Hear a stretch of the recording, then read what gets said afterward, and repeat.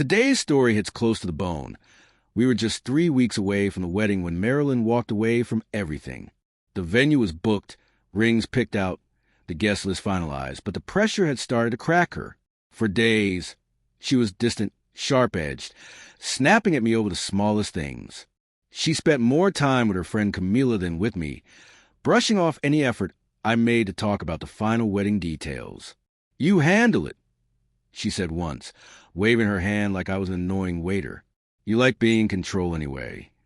That line stuck with me, but I didn't call her out then. Instead, I looked at her and said, "We're supposed to be in this together, Marilyn." She rolled her eyes and shut herself in the bedroom. The next day, Camila showed up, and the two of them disappeared into the kitchen, whispering and laughing like I wasn't even there. Marilyn said they were heading to the spa to decompress, but she didn't come back that night. No call, no message. I assumed she'd stayed over at Camila's like before, but by the next afternoon, worry settled deep in my chest. I sent a simple text. "Hey, everything all right?" That evening, I noticed her carry-on was missing from the closet. Not packed, not misplaced, just gone. An hour later, her reply came, "I'm done. I'm not marrying you. Don't make this harder." No explanation, no call, just cold finality in a few words. I stared at that message, my mind spinning, then locked my phone and sat still. Hours passed. I called once, twice, but she didn't answer. Some part of me hoped she'd come back and say something real, but by morning, after unanswered texts and calls, I knew the truth. I started shutting everything down, packed away the wedding folder, closed the registry, canceled the venue, florist, caterer, one by one. Then that morning my phone buzzed. It was Marilyn again. Landed. Needed to clear my head.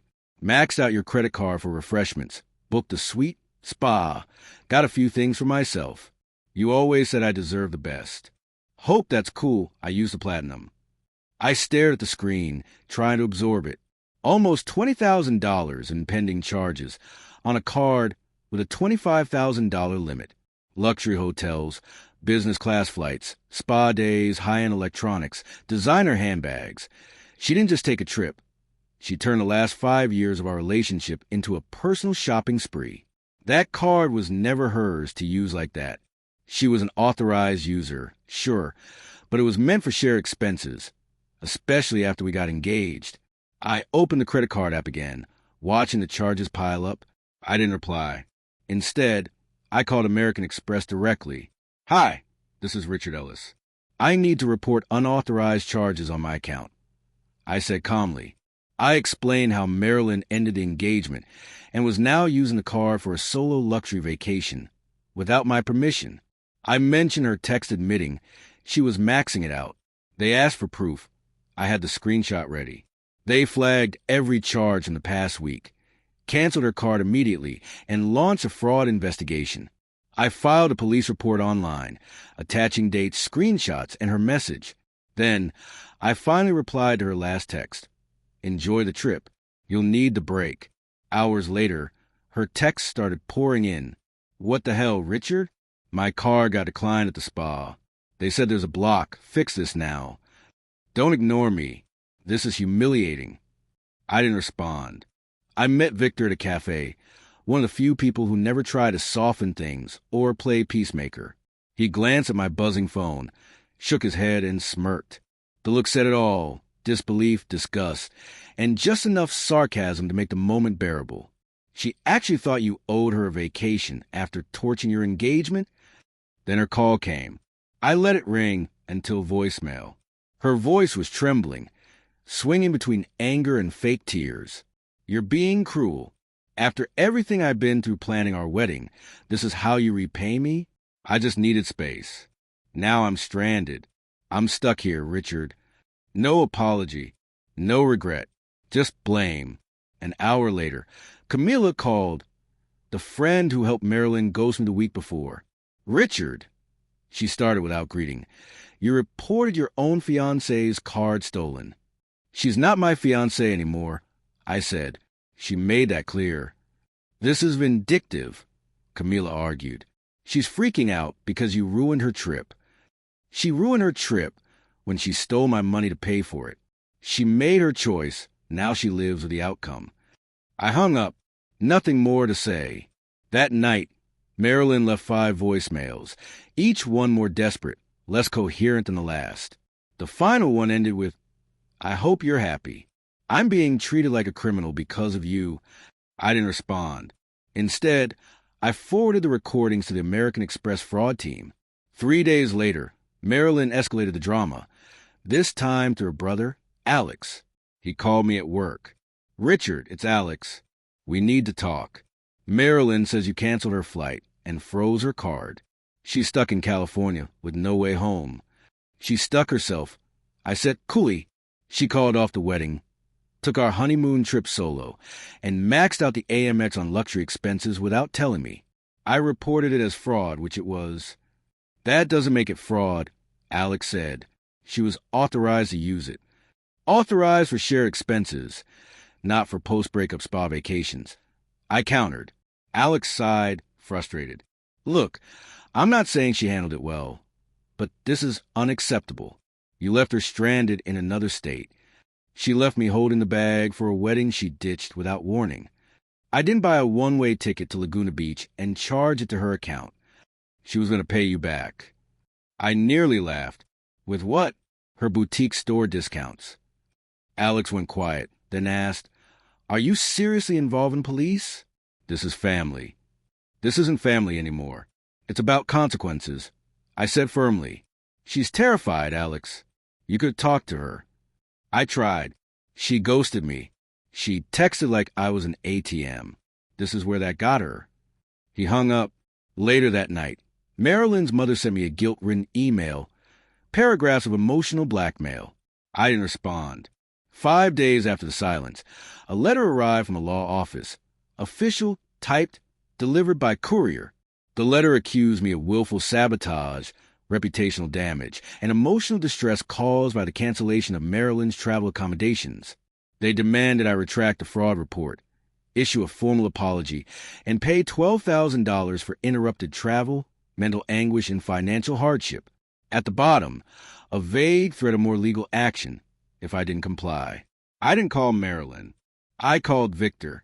Victor connected me with Elena Ree, a no-nonsense attorney. She read the letter and barely blinked. She called it what it was, an emotional bluff dressed up in legal jargon meant to intimidate me. We went through every piece of evidence I had.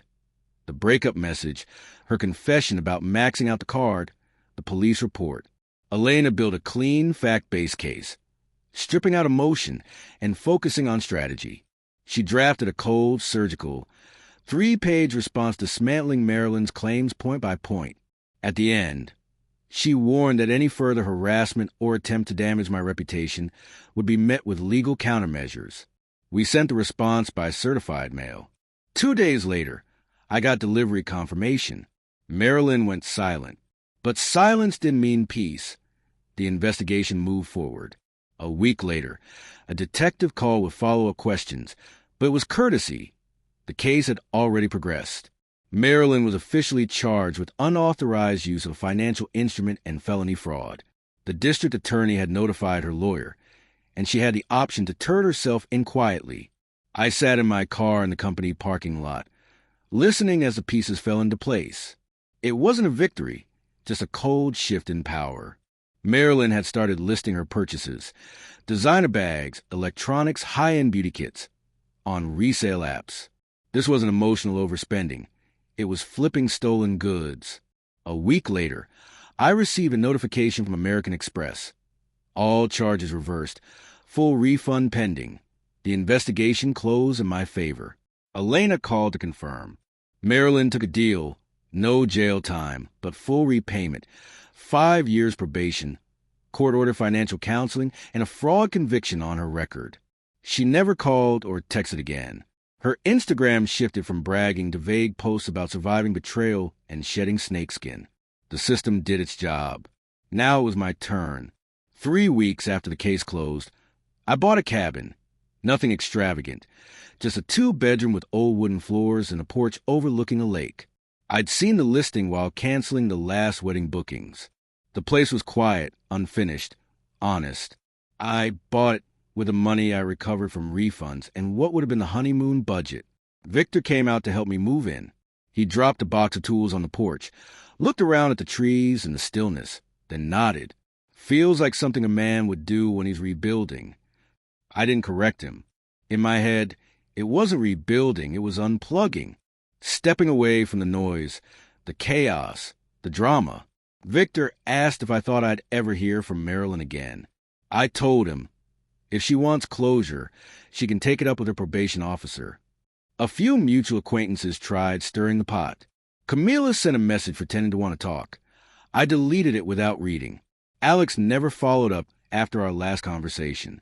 Marilyn's parents went quiet, disappearing underground. This wasn't a revenge story. It was real life, finally moving forward uninterrupted. Then one Wednesday night, as I wiped dust off the porch railing, my phone buzzed with a text from an unknown number. Hey, I don't know if you'll even read this. I've been thinking about us, about everything. I know a lot went wrong. The truth is, things started to feel off for me. I kept wondering if this was it, if I was settling for something that felt more like an obligation than excitement. I know I hurt you. I just didn't know how else to get out. No name, no signature. But I knew the tone. It was Marilyn. I stared at the message, then tapped the block button. I wasn't angry, not vindicated, just done. She lost more than money. She lost a version of me who would have fought for her, forgiven her, held on too long. That man was gone. I spent 5 years trying to build a life with Marilyn.